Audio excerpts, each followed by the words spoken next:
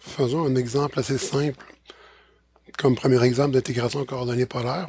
Entre autres, on va même pouvoir illustrer à quel point, pas à quel point, mais en fait, ça donne la bonne chose parce qu'en réalité, on pourrait trouver la réponse sans calcul intégral. Donc, on demande de calculer l'aire de la région comprise entre les cercles x2 plus y2 égale 1 et x2 plus y2 égale 4. Donc, je vais avoir l'aire de l'anneau qui se trouve entre les deux cercles ici.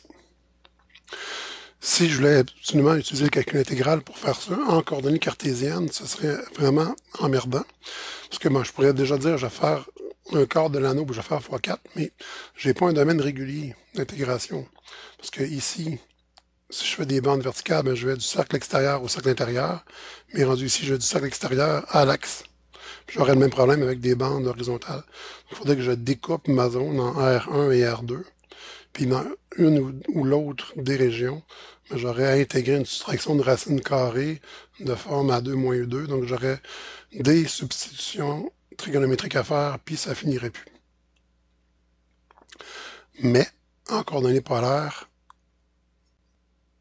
ce sera un charme. Comment on va faire ça? Ben, comme ceci. Quand on veut intégrer en coordonnées polaires, la première étape, évidemment, c'est de transformer nos équations, si elles sont données en coordonnées rectangulaires ou cartésiennes, en coordonnées polaires. J'ai l'équation x2 plus y2 égale 1. Mais la racine de x2 plus y2, c'est r. Donc x2 plus y2, c'est r2. Voyez-vous ici, si je répète l'équation, j'ai l'équation x2 plus y2 égale 1. Je vais trouver l'équation polaire de ça. Ça implique que R2, comme on vient de dire, égale 1. Ça implique que, puis là, faites-vous pas voir, R n'est pas égal à plus ou moins 1, puisque R est une distance. Donc R égale 1. R, c'est la longueur ou la distance entre l'origine des axes et la courbe.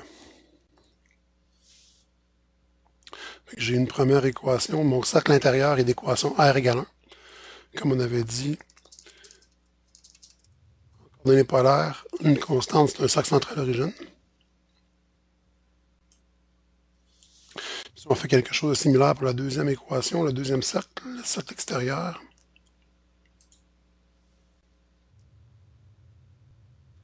on a x2 plus y2 égale 4, ce qui veut dire que R2 égale 4 et que R égale 2. Fait qu'évidemment, quand les cercles sont centrales d'origine, ben, les distances ou le vecteur ou la longueur R, ben, là, se confond avec le rayon du cercle, ce qui ne sera pas le cas, évidemment, quand le cercle ne sera pas centré à l'origine. Ça revient à dire, si on refait la question dans le contexte des polaires, ça reviendra à dire calculer l'aire de la région comprise entre les cercles R égale 1 et R égale 2 en coordonnées polaires.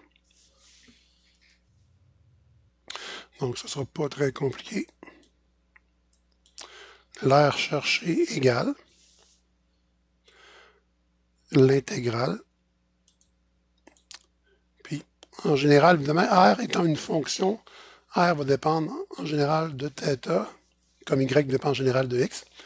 Ça fait que notre dernière variable d'intégration va être très majoritairement la θ, celle qu'on va faire en dernier. Donc, celle que j'écris en premier. Puis là, puisque mes cercles sont centrales d'origine, R ne dépend pas de θ, ça veut dire que la variable θ est libre. Donc, pour tout angle θ, R vaut 1, puis pour tout angle θ, R vaut 2. Si je veux faire un tour complet, ben, θ doit aller de 0 à 2π.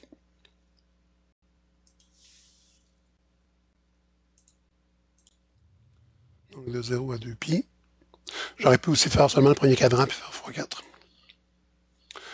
Dθ. θ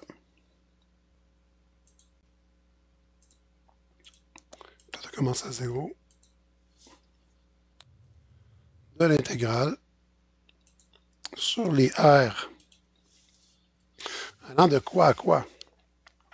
Donc, si on regarde notre cercle ici, la plus petite, entre guillemets, fonction, c'est R égale 1. La plus grande ou la plus loin, c'est R égale 2. Donc, R va de quoi à quoi? Ben, R va de 1 à 2. de l'équation R égale 1 à l'équation R égale 2. Et il faut faire attention ici, surtout que c'est le premier exemple qu'on fait. Évidemment, quand je fais un calcul d'R, je fais l'intégrale double de 1. Normalement. Fait que normalement, je mettrais 1 fois ma différentielle, donc genre 1 fois dr. Par contre, il ne faut pas oublier qu'il faut rajouter le jacobien. Donc ici, il faut que j'ajoute mon jacobien qui est R. Je vais l'ajouter dans l'intégrale en R fois R dr. Puis si j'avais voulu un volume, ben, j'aurais eu une fonction, le f de x, y à intégrer, que j'aurais transformé en polaire, j'aurais rajouté une multiplication par R à cette fonction-là. Puis là, ben OK. Donc l'intégrale est posée. Après, bon, pour la résoudre, c'est presque une partie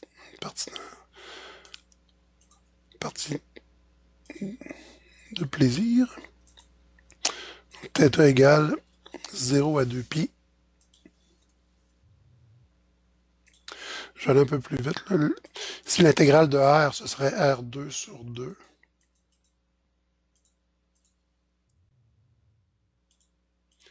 Faisons quand même les détails. Évaluer.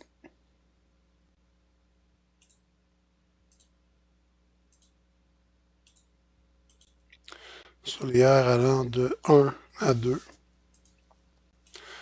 dθ, ce qui va être égal à 4 au carré sur 2 moins 1 au carré sur 2, ça va faire 3 demi. Le 3 demi, je peux le prendre puis le sortir de l'intégrale vu que c'est une constante multiplicative. Donc 3 demi fois l'intégrale de 0 à 2pi, je n'ai pas à spécifier θ puisque c'est la seule variable qui reste. Ici, ben, vu que ça me donnait ce calcul-là ici, une constante, j'ai pu le mettre devant, donc il va me rester seulement dθ.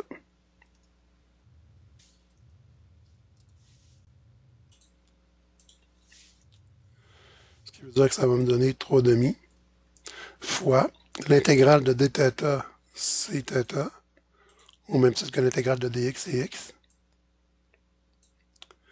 Évaluer.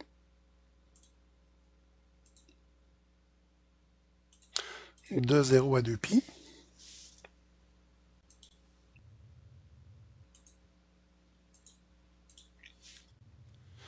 Donc 2pi moins 0, ça va faire 2pi, puis 3 demi fois 2pi, ça va faire 3pi. Unité carrée.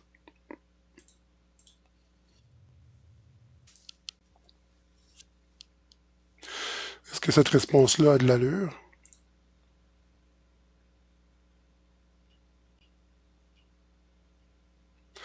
Ben, on est capable de le faire. L'aire du grand cercle, c'est pi fois son rayon au carré.